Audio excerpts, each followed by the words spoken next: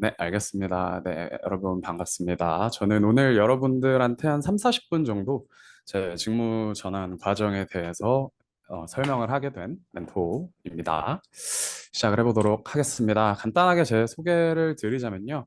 저는 이제 고려대학교에서 정치외교학과 통계학을 이중으로 전공을 했고요. 스타트업에서 잠깐 한 반년 정도 리서치 관련해서 인턴을 진행을 했었고, 지금 이제 2020년부터 현재까지 5년차 데이터 사이언티스트로 일을 하고 있습니다. 기술은 이제 파이썬, 트리노 혹은 프레스토, 하이브, 세스, R 정도 다루고 있고요. 데이컨이랑 컴파스 같은 공모전은 참여만 해봤습니다. 그래서 제가 그동안 이제 입사하고 뭘 했는가에 대해서 간단하게 여러분들한테 설명을 드리면 이런 식으로 굉장히 다양한 걸 했거든요. 그래서 단순 데이터 분석을 입사할 때 시작으로 해서 이제 일반적으로 부스팅이라고 하죠. XG 부스트나 라이트 GBM 같은 거 이런 것들을 예측을 통한 마케팅도 수행을 했었고요. 자사몰 상품에 대한 추천 시스템, 뭐 정책 사업 공고 관련 크롤링 및 요약, 뭐 이번에는 SLLM까지. 그래서 되게 다양한 과제를 수행해 봤고요. 여러분들이 생각하시는 것보다 이런 데이터 사이언스와 데이터 애널리틱스, 데이터 엔지니어링이 예리하게 분리된 대기업이 생각보다 흔치 않다는 거 덕분에 이것저것 많이 해봤습니다. 그래서 제 얘기는 여기까지만 할게요. 그래서 제가 어쩌다가 도대체 왜 문과생이 데이터를 하고 있게 됐는가에 대해서 잠깐 설명을 드리면 저는 원래 로스쿨이 가고 싶었어요. 그래서 이제 정외과로 진학을 했는데 생각보다 세상에 똑똑한 사람들이 너무 많았던 거죠. 그래서 학점을 완전히 말아먹고 상경계열로 가서 취업을 해야 되는데 이중전공 커트라인이 가장 낮았던 게 당시에 통계학이었기 때문에 어쩌다 보니까 통계학을 이중을 하고 군대를 갔습니다. 근데 이제 그때 마침 알파고가 등장을 한 거죠. 그래서 알파고가 등장한 뒤로 이제 머신러닝에 대한 관심이 굉장히 많이 늘어났습니다. 그러고 나서 제가 전역을 하고 나니까 통계학과는 어느새 이제 거의 메이저 상경계가 되어 있더라고요. 그때 이후로 사이킨런이라든지 뭐 엑스주더스, 라이트 GBM 같은 파워풀한 모델 패키지가 등장을 했고요. 조금 뒤에 이제 딥러닝의 등장과 함께 폭발적인 이 분야가 성장을 하게 되었죠. 그래서 저도 그 흐름에 편승을 해서 이쪽으로 직무를 좀 드라마틱하게 꺾었다라고 보시면 될 것 같습니다. 그래서 이제부터 이제 본격적으로 취준에 대한 이야기를 드릴 건데요. 제가 생각했을 때 문과의 취준과 이쪽 데이터의 취준이 가장 다른 점은 이 취업 공고에서 온다고 저는 생각을 해요. 이 얘기가 무슨 얘기냐면 이 취업 공고에서 우리가 너무 많은 정보를 얻을 수 있고 이걸 기반으로 우리가 취업 준비를 하는 게 중요하다라고 생각을 하기 때문에 취업 공고를 하나 가져왔는데요. 제가 뭐 넥슨을 좋아한다거나 넥슨을 다니거나 그래서 가져온 건 아니고요. 그냥 제가 이 자료 만들 때 사람인에서 대기업이랑 데이터 딱 두 개로 필터링 했을 때 제일 위에 있는 게 넥슨이라서 한번 가져와 봤습니다. 그래서 이 넥슨의 이 취업 공고를 좀 뜯어보면서 어떻게 취업을 했는지 보도록 하겠습니다. 그래서 여러분은 무조건 취업 공고를 자세하게 읽으셔야 됩니다. 저는 적어도 그렇게 생각을 해요. 그 이유는 첫 번째로 절차를 알 수 있다는 점인데 취업 공고에서 절차를 알려주는 거는 너무 당연한 거 아니야? 라고 생각을 하시겠지만 사실 우리의 취업 공고 절차는 조금 다른 게 중간에 코딩 테스트 혹은 과제가 들어간다는 점이 다르죠. 그래서 일반적으로 문과 직무, 뭐 영업이라든지 마케팅 같은 직무는 이런 게 없죠. 그 대신에 우리 같은 경우에는 코테가 있을 수도 있고요. 과제가 있을 수도 있고요. 둘 다 있을 수도 있습니다. 코테는 SQL을 물어볼 수도 있고요. 파이썬을 물어볼 수도 있고요. 정말 다양한 그 베리에이션이 있기 때문에 여러분은 전형 절차의 이런 내용들을 숙지를 하시고 거기에 맞는 준비 과정을 밟아 나가시는 것이 굉장히 중요하다라고 말씀을 드릴 수 있을 것 같고요. 두 번째로는 이제 원하는 인재상을 알 수 있는데 물론 인재상 뭐 다들 알려주긴 하지만 구체적으로 원하는 기술 스택과 분야가 명확하다는 것이 큰 차이점이라고 볼 수 있을 것 같습니다. 그래서 오른쪽에 제가 빨간색 네모 쳐둔 거 보시면 이런 내용들이 있죠. 주요 업무의 빨간색 네모 보시면 태블로 기반 시각화라는 얘기가 있는데 태블로라면 이제 최근에 기업들이 많이 도입하고 있는 시각화 관련 BI 툴입니다. 여러분이 SQL이나 파이썬 같은 것들을 잘 쓰지 못해도 쉽게 손쉽게 시각화를 할 수 있기 때문에 많이들 도입한다라는 것을 알려드리고 여러분들이 이 공고를 봤을 때 그렇다면 나는 태블로 관련된 프로젝트를 한다던가 뭐 관련해서 공부를 해본다던가 하다못해 자격증을 따본다던가 하는 식으로 준비를 하실 수가 있을 겁니다. 아래로 내려보면 SQL, 파이썬 당연히 지원 자격에 들어가 있죠. 여러분 이런 것들 준비해야 한다는 걸 알 수 있고 우대사항으로 좀 더 내려가 보면 스파크, 스노우플레이크, 에어플로우, 태블로우가 명시되어 있습니다. 여기서 스노우플레이크는 이제 어떤 클라우드 관련한 서비스이기 때문에 여러분들이 접근하시기 쉽지 않을 거니까 이건 조금 차치하더라도 스파크 같은 경우에는 이제 대용량 데이터 분산 처리를 위한 그런 패키지거든요. 그렇다면 이제 스파크는 파이스파크도 있기 때문에 어떤 토이 프로젝트로 경험해 볼 수가 있습니다. 에어플로우는 이제 배치 작업 관련된 툴이기 때문에 이것도 마찬가지로 데이터 엔지니어링 쪽에 관심이 있으신 분이라면 미리미리 준비를 해보시면 좋겠죠. 태블로는 아까 설명을 드렸고요. 그래서 이런 식으로 여러분들은 취업 준비를 시작을 할 때 내가 가고자 하는 회사, 그 회사의 취업 공고를 좀 자세하게 보시는 것이 중요하다라고 미리 말씀을 드려봅니다. 그래서 이제 아까 앞에서 말했던 이 절차를 알 수 있다. 여기서 말하는 이 절차에 맞게 이제부터 제가 어떻게 취준을 했는지에 대해서 설명을 드리도록 할게요. 자, 먼저 서류에 대한 이야기를 해볼 건데요. 일단은 0번으로 제가 또 문과에서 말을 틀었다 보니까 문과생의 장점에 대해서 먼저 좀 이야기를 해보자면 생각보다 제가 앞에서 잠깐 말씀드렸지만 제가 학벌이 나쁘진 않거든요. 근데 글을 멀쩡하게 완결성 있게 쓰는 사람이 생각보다 많지 않습니다. 이게 물론 그 사람들도 다 똑똑한 사람들이고 멀쩡히 말을 잘 하겠지만 이 자기소개서라는 부담감이랄까요? 평생 써본 적이 별로 없는 그런 글을 쓰기 때문에 기본적인 글쓰기가 잘 안 되는 경우가 꽤 많더라고요. 그래서 문제에서 물어본 내용을 답하고 있는지 다시 한번 확인해 주실 필요가 있고요. 주술 관계를 맞추는 것도 생각보다 실수하는 사람이 많습니다. 그리고 문장을 좀 더 깔끔하게 쓰기 위해서는 이제 좀 유명한 말인데 저기를 보이는 것들에 대해 이 모든 것들을 뺀다고 생각하면 문장을 깔끔하게 쓸 수 있습니다. 자세한 얘기는 뒷페이지에서 좀 더 하도록 할게요. 그리고 제가 준비한 두 번째는 경험 정리입니다. 어차피 여러분이나 저나 다 아시잖아요. 취업 준비라는 게 사실 그 수많은 난사의 과정 중에 단 한 발만 맞추면 되는 게 취업 준비고 이 난사를 위해 가장 필요한 거는 이 기관총 옆에 가지런히 정렬된 총알들이죠. 그래서 이 난사를 위해서 여러분들은 그 총알들을 미리미리 가지런히 정렬해 둘 필요가 있습니다. 그래서 이 두 가지에 대해서 좀 더 자세하게 이야기를 해보도록 하겠습니다. 제일 먼저 이제 문제에서 물어본 것에 대해 답하고 있는가입니다. 예를 들면 이거는 그냥 제가 인터넷에 검색해서 가져온 사례인데요.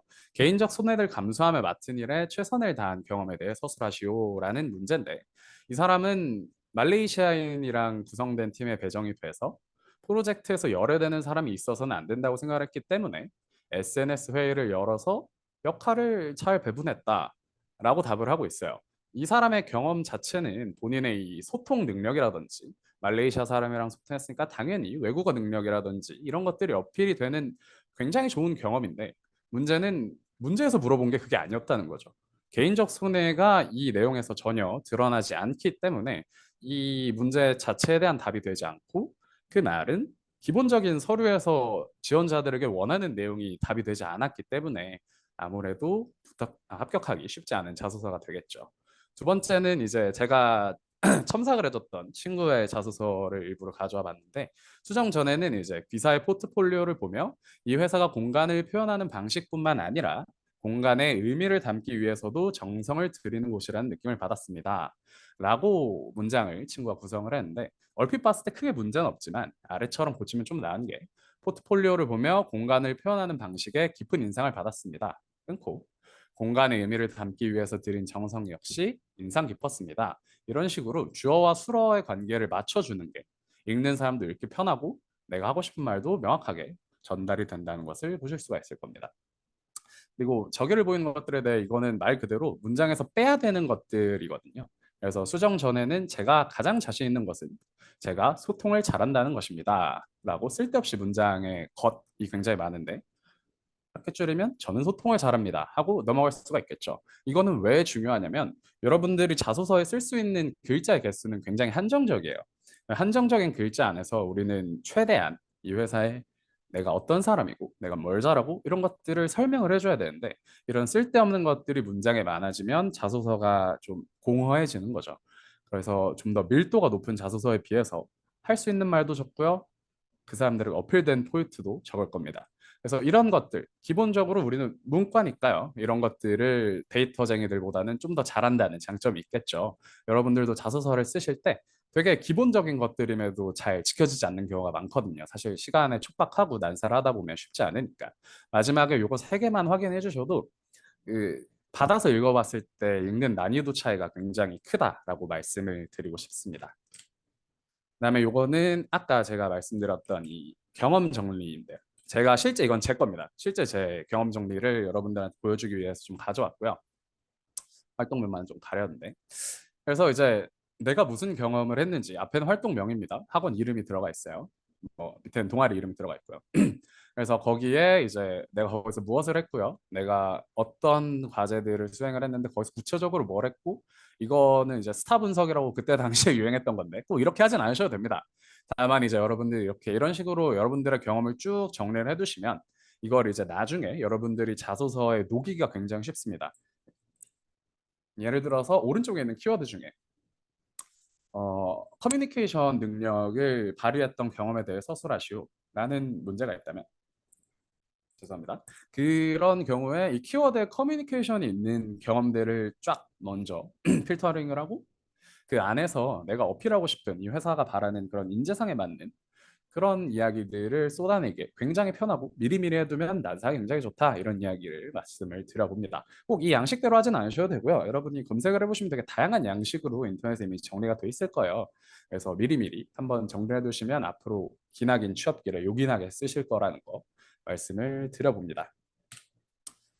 그다음에 이제 데이터 분야의 경험도 당연히 있으면 좋겠죠. 그래서 흔히들 이제 얘기하는 세계 축일까요? 세계 축이라고 합시다. 세계 축을 좀 가져와 봤는데 저는 이 중에서 관련 동아리 경험은 없고 인턴이랑 공모전 경험이 있어서 그것들에 대해서 좀 이야기를 드리도록 하겠습니다.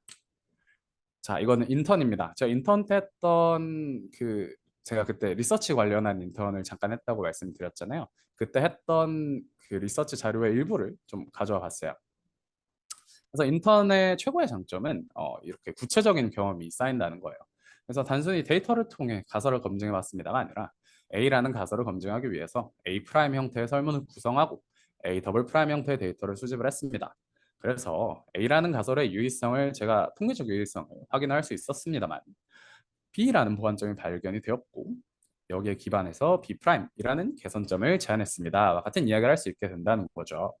뭐 당연히 그 과정에서 이 사람과 이런 일이 있었고 이런 어려움을 겪으면서 이런 걸 배웠습니다라는 이야기까지 다 아까 보여드렸던 경험 정리에 기록을 해두시면 좋겠죠. 그래서 이런 경험들, 이런 정말 리얼한 이야기들을 할 수 있는 게 인턴의 장점이지만 다들 아시다시피 인턴 구하기가 굉장히 힘들죠. 그래서 그 다음에 할 수 있는 것들, 공모전에 대한 이야기를 좀 해보도록 합시다.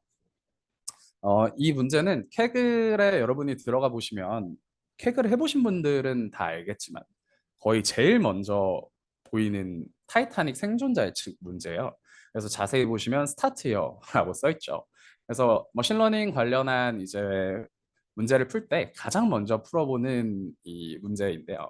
이 타이타닉 문제에 잘 알려진 솔루션 중 하나는 스큐된 몇몇 변수의 로그 변환이고 이를 통한 성능 개선폭이 꽤나 큰 걸로 알려져 있습니다. 근데 이제 사실 스큐된 변수의 로그 변환이라는 게 별거 아니잖아요. 사실 이게 되게 어려운 것도 아니고 그렇게 막 대단한 변환도 아니거든요. 근데 사실 데이터 사이언티스트의 업무도 이와 크게 다르지 않아서 여러분이 완전 소타 모델을 쓰고 엄청 좋은 뭐 엔비디아 H100 이런 것들을 가지고 만들고 뭐 하이퍼 파라미터 튜닝을 막 24시간씩 돌려서 만들어도 결국 중요한 건 인풋 데이터거든요. 그리고 인풋 데이터를 만지는 그 초창기의 데이터 처리 능력은 해봐야지 늘고 해본 사람만이 할 수 있는 이야기와 아닌 이야기는 차이가 날 수밖에 없습니다. 이 스큐된 데이터를 찾기 위해 EDA를 하는 이 과정, EDA를 하고 나서 왜 이 데이터를 이렇게 처리했는가에 대한 이야기를 하려면 공모전에서 아주 간단한 문제라도 풀어보셔야 된다는 거죠. 풀어보시는 게 이익이라는 겁니다. 그래서 이건 제 겁니다. 제가 실제로 했던 성적의 일부를 가져와 봤어요. 여기 김 보이시죠? 보이면 99등인데 이게 사실 그 F1 스코어거든요. 여기 보이는 이제 0.444가 박살 났죠. 근데 이제 제가 이 경험을 통해서 아이리스나 타이타닉이 아닌 실제 데이터 기반한 모델링을 해봤고 보시면 이제 그룹원이 4명이잖아요. 그 과정에서 다른 데이터 사이언티스트들과 협업을 해봤다는 경험을 얻을 수가 있었던 겁니다. 이걸 어필해서 그 아까 제가 보여드렸던 스타트업에서 인턴 자리를 구할 수가 있었고 그거는 다시 이후 취업 전선에서 다양한 무기로 사용을 되었죠. 기왕이면 팀으로, 기왕이면 팀장이 되어서 온갖 에피소드를 겪어나가는 것을 추천을 드립니다. 아무리 간단한 공모전이라도 한 번쯤은 해보시는 거를 강력하게 추천을 드릴게요. 성적은 물론 상타면 좋죠. 근데 이제 아시겠지만 이런 공모전은 대학원생들도 다 나오는 어떤 정글 같은 곳이에요. 사실 입상을 하기는 쉽지 않은데 그럼에도 불구하고 여러분들이 한 번씩 이런 것들을 경험을 해보시는 게 다양한 이야기를 할 수 있다는 점에서 한 번쯤 꼭 해보시라고 추천을 드리고 싶습니다. 자, 그러고 나서 이제 서류는 붙었다고 생각을 해봅시다. 우리가 이런 것들을 잘 준비를 해서 서류를 붙었는데 사실 과제야 시키는 거 하면 되는데 코트는 어떻게 준비할까요? 라는 질문들을 좀 저도 후배들한테 왕왕 받았거든요. 근데 답은 많이 풀고 많이 푸는 게 최고입니다.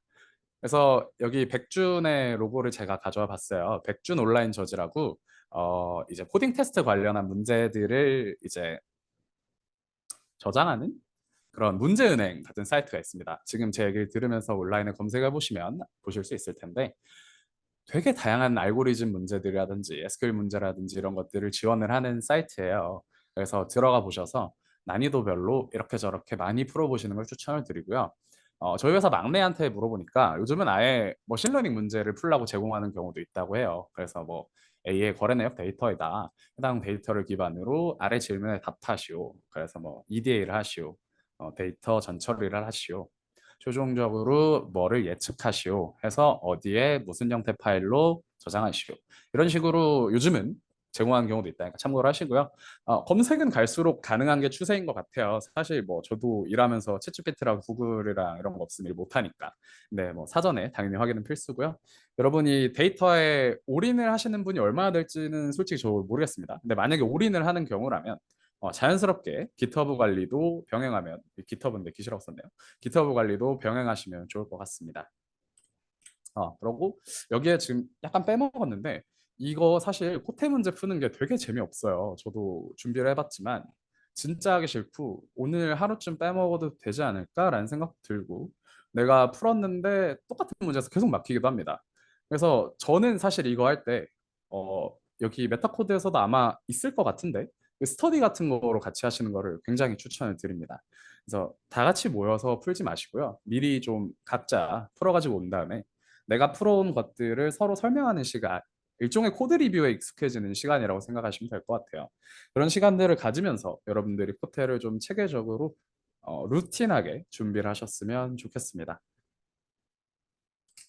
면접을 위해 준비할 건 사실 이건 되게 뻔하죠. 회사 조사 다 아시죠?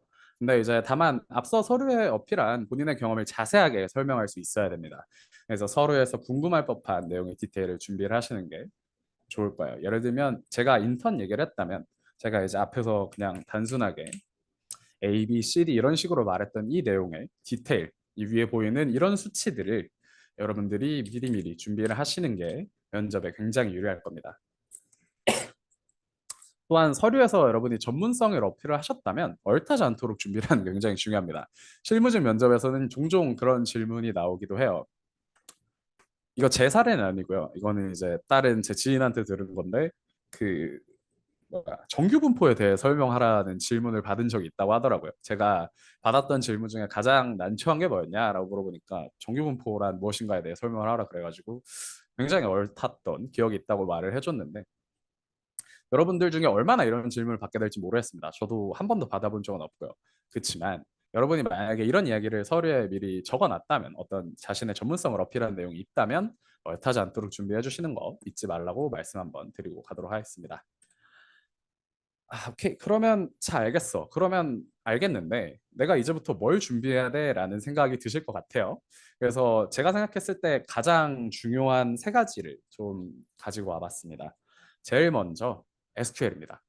데이터와 SQL이 사실 뗄래야 뗄 수가 없어요. 여러분은 어디를 가서 뭘 하든 진짜 그 소수의 그 연구직들이 아니라면 완전히 린하게 데이터 엔지니어랑 사이언스랑 모두 다 나눠져 있고 거기서도 완전히 연구만 하는 그게 아니라면 여러분은 아마 SQL을 쓰게 될 겁니다.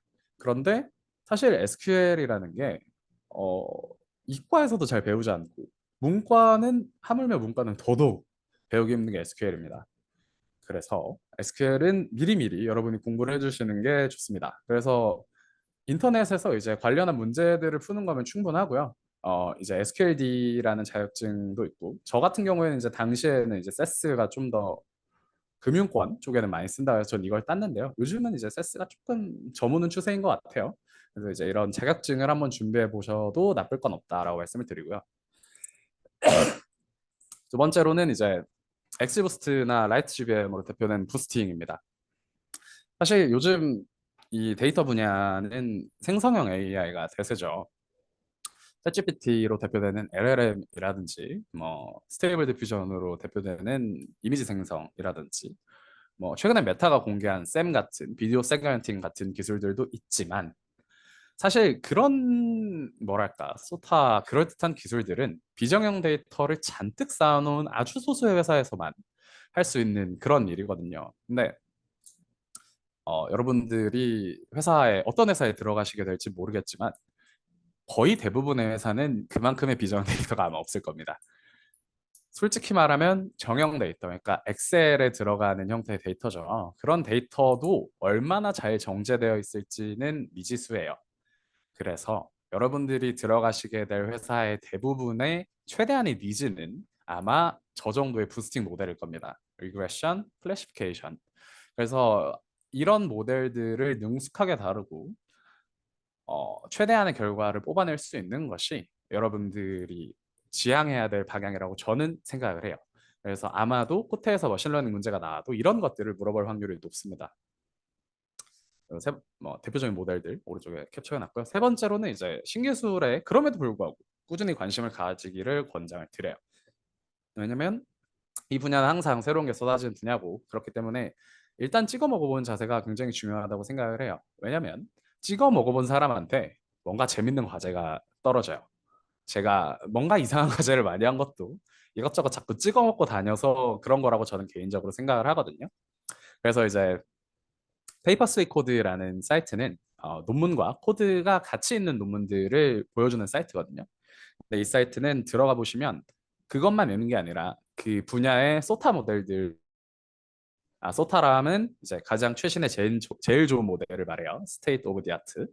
아무튼 그래서 소타 모델들을 아예 쫙 분야별로 정리가 되어 있어요. 지금 궁금하신 분들은 검색해 보셔도 좋을 텐데 그래서 들어가 보시면 계속 뭐 주기적으로 뭔가 새로운 게 올라오고 뭔가 그럴듯한 게 나옵니다. 그래서 한 번쯤 들어가서 구경하시는 거 추천드리고요.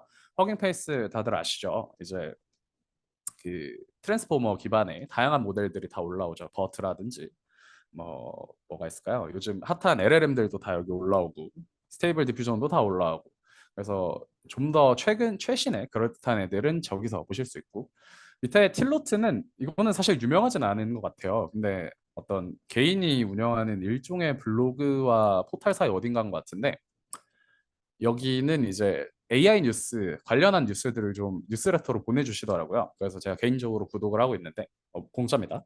그래서 그냥 최신 뭐 새로운 기술 뭐가 나왔다더라, 뭐가 성능이 좋다더라, 뭐가 아쉽다더라 이런 뉴스들을 이 틸로트 사이트에서 보실 수가 있어요. 그래서 한번 들어가 보시면은 생각보다 재밌는 게 많구나. 한 번쯤 심심할 때 보시는 거를 추천을 드립니다. 그래서 제가 좀 긴장해가지고 말을 되게 빨리 하다 보니까 조금 빨리 끝나는데 원래는 좀 더 많은 분량이었는데 좀 빨리 끝났네요. 어쨌든 마치면서 이야기를 해보면 이 분야 자체가 좀 학습에 대한 부담이 있는 분야예요. 그래서 R이 등장한 게 00년이고 그때부터 통계학이 업계에 존재한 10년 만에 사이클런의 등장과 함께 R과 통계학이 파이썬과 머신러닝에 자리를 내줬죠. 그리고 이제 이 구글의 버트가 등장한 2018년이고 GPT-3가 2020, 스테이블 디퓨전이 2022, 동영상 생성 모델입니다. 소라는 소라의 등장이 2024년이에요. 그래서 해가 다르게 굉장히 엄청난 모델들이 등장을 하고 있는 분야고 따라가고 싶다면 정말 따라갈 게 많은 분야이기도 합니다. 게다가 개발자 특유의 공유 문화가 좀 있습니다. 여러분이 뭐 많이 보셔서 알겠지만 이 사람들은 공유라는데 거리낌이 없는 사람들이니까 누구보다 많은 학습 데이터가 있는 분야고요. LLM과 함께 앞장서서 자기 파괴의 길로 걸어간 분야라고 농담 삼아 이야기를 하곤 합니다. 오른쪽에 있는 짤은 이제 데이터 관련 밈 중에 제가 제일 좋아하는 짤을 하나 넣어봤는데 전처리가 끝난다. 전처리가 끝나면 또 전처리가 시작된다. 라고 해서 막상 여러분들이 오시면 그렇게 재밌는 분야가 아마 아닐 겁니다. 생각하시는 그럴듯한 부스팅 모델, 뭐 버트 모델 이런 거 하시는 것보다 데이터를 만지는 시간이 더 아니, 거의 무조건 데이터를 만지시는 시간이 더 길 겁니다. 그래서 막상 오시면 기대하는 것과는 생각보다 다르다라는 이야기를 저의 이제 후임들한테도 종종 듣곤 합니다. 하지만 제가 좋아하는 짤 두 번째인데 프로그래밍 싫어 하다가 된다 하면 좋아지는 분야이기도 해요. 제가 퇴근하기 전에 보통 학습을 돌려놓고 오는데 학습을 돌려놨을 때 다음날 출근했을 때 그럴듯한 결과가 나오는 거를 보는 것만큼 뿌듯한 것도 또 없는 것 같아요. 그래서 막상 오시면 또 다른 매력을 느낄 수 있는 분야라고 생각을 합니다. 그래서 여러분들이 이 분야에 준비를 하실 때 제 이야기가 얼마나 도움이 되는지 모르겠는데 어쨌든 제가 이런 과정을 겪어서 이런 것들을 준비해서 취업을 준비했다라고 알아주시면 될 것 같습니다. 조금 빨리 끝나는데 제가 준비한 거는 여기까지고요.